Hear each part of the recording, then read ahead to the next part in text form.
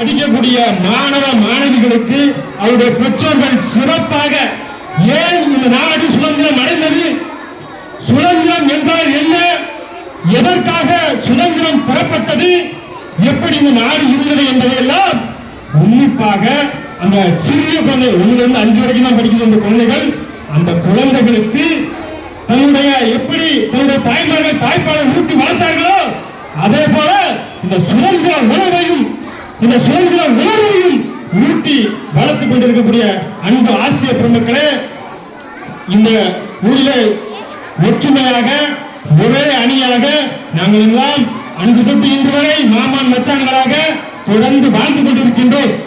அந்த நடைமுறையை தொடர்ந்து இந்த பள்ளி மாணவ மாணவிகளுக்கும் நீங்கள் தொடர்ந்து கற்பிக்க வேண்டும்.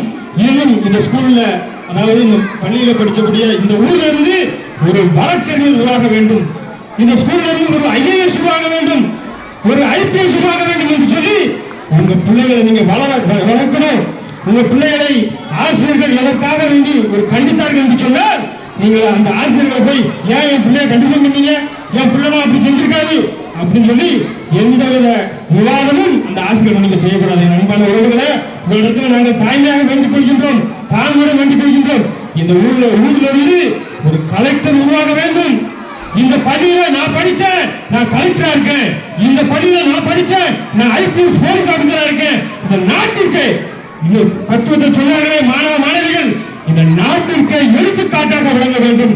சமத்துவத்தையும் ஒற்றுமையும் இந்த பள்ளியில படிக்கக்கூடிய இந்த மாணவர்கள் வித்தாக விளைவிக்க வேண்டும் என்று சொல்லி இந்த நல்ல நேரத்தில் காலத்தின் அருமை கருதி நான் நிறைய கருத்துக்கள் சொல்ல வேண்டியது, காலத்தின் அருமை கருதி வாய்ப்பளித்தமைக்கு நன்றி விடுகின்றேன். நன்றி, வாழ்த்துக்கள்.